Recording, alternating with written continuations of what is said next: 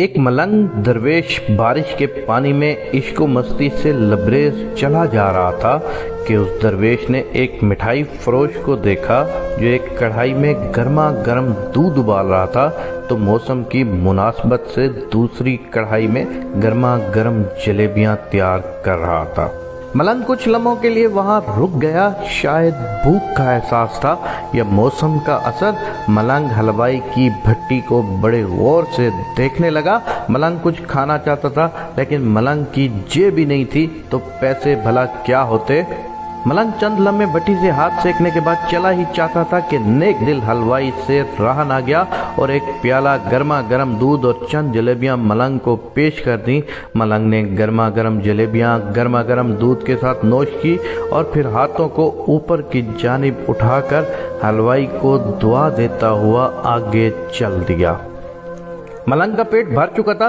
دنیا کے غموں سے بے پرواہ وہ پھر ایک نئے جوش سے بارش کے گدلے پانی کے چھینٹے اڑاتا چلا جا رہا تھا۔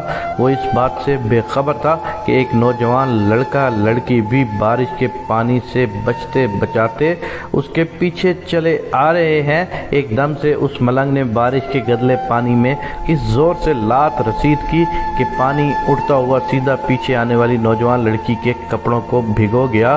اس نازنین کا قیمتی لباس کیچڑ سے لت پت ہو گیا تھا۔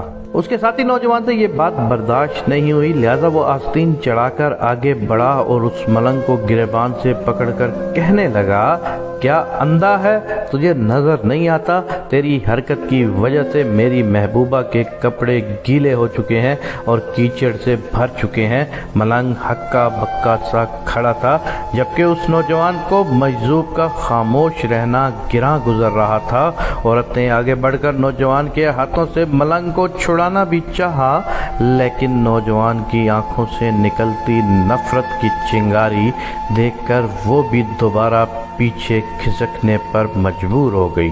راہ چلتے راہگیر بھی بے حسی سے تمام منظر دیکھ رہے تھے لیکن نوجوان کے غصے کو دیکھ کر کسی میں ہمت نہ ہوئی کہ اسے روک پاتے اور بالآخر طاقت کے نشے میں چور اس نوجوان نے ایک زوردار تھپڑ ملنگ کے چہرے پر جڑ دیا۔ بوڑھا ملنگ تھپڑ کی تاب نہ لا سکا اور لڑکھڑاتا ہوا کیچڑ میں جا پڑا۔ نوجوان نے جب ملنگ کو نیچے گرتا دیکھا تو فاتحانہ مسکراتے ہوئے وہاں سے چل دیا۔ بوڑھے ملنگ نے آسمان کی جانب نگاہ اٹھائی اور اس کے لب سے نکلا، واہ میرے مالک، کبھی گرم گرم دودھ جلیبیوں کے ساتھ تعاون کرتا ہے اور کبھی گرما گرم تھپڑ کے ساتھ، مگر جس حال میں بھی تو راضی، مجھے بھی وہی پسند ہے۔ یہ کہتا ہوا وہ ایک بار پھر اپنے راستے پر چل دیا۔ دوسری جانب وہ نوجوان جوڑا جوانی کی مستی سے سرشار اپنی منزل کی طرف گامزن تھا۔ تھوڑی دور چلنے کے بعد وہ ایک مکان کے سامنے پہنچ کر رک گئے۔ وہ نوجوان اپنی جیب سے چابیاں نکال کر اپنی محبوبہ سے ہنسی مذاق کرتے ہوئے بالائے خانے کی سیڑھیاں طے کر رہا تھا۔ بارش کے سبب سیڑھیوں پر پھسلن ہو گئی تھی۔ اچانک اس نوجوان کا پاؤں رپٹ گیا اور وہ سیڑھیوں سے نیچے گرنے لگا۔ عورت زور زور سے شور مچا کر لوگوں کو اپنے محبوب کی جانب متوجہ کرنے لگی، جس کی وجہ سے کافی لوگ فوراً مدد کے واسطے نوجوان کی جانب لپکے لیکن دیر ہو چکی تھی۔ نوجوان کا سر پھٹ چکا تھا اور بہت زیادہ خون بہہ جانے کی وجہ سے اس کڑیل نوجوان کی موت واقع ہو چکی تھی۔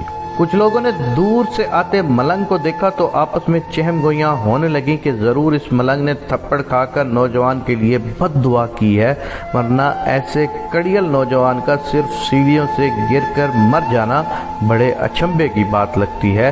چند منچلے نوجوانوں نے یہ بات سن کر ملنگ کو گھیر لیا۔ ایک نوجوان کہنے لگا کہ آپ کیسے اللہ والے ہیں جو صرف ایک تھپڑ کی وجہ سے نوجوان کے لیے بد دعا کر بیٹھے۔ یہ اللہ والوں کی روش ہرگز نہیں کہ ذرا سی تکلیف پر بھی صبر نہ کر سکیں۔ وہ ملنگ کہنے لگا، خدا کی قسم میں نے اس نوجوان کے لیے ہرگز بد دعا نہیں کی۔ تبھی مجمع میں سے کوئی پکارا، اگر آپ نے بد دعا نہیں کی تو ایسا کڑیل نوجوان سیڑھیوں سے گر کر کیسے ہلاک ہو گیا؟ تب اس ملنگ نے حاضرین سے ایک انوکھا سوال کیا کہ کوئی اس تمام واقعے کا عینی گواہ موجود ہے؟ ایک نوجوان نے آگے بڑھ کر کہا، ہاں میں اس تمام واقعے کا عینی گواہ ہوں۔ ملنگ نے اگلا سوال کیا، میرے قدموں سے جو کیچڑ اچھلا تھا کیا اس نے نوجوان کے کپڑوں کو داغدار کیا تھا؟ وہی نوجوان بولا، نہیں، لیکن عورت کے کپڑے ضرور خراب ہوئے تھے۔ ملنگ نوجوان کی باہوں کو تھامتے ہوئے پوچھتا ہے، پھر اس نوجوان نے مجھے کیوں مارا؟ نوجوان کہنے لگا، کیونکہ وہ نوجوان اس عورت کا محبوب تھا اور اس سے یہ برداشت نہیں ہوا کہ کوئی اس کے محبوب کے کپڑوں کو گندا کرے، اس لیے اپنی معشوقہ کی جانب سے اس نوجوان نے آپ کو مارا۔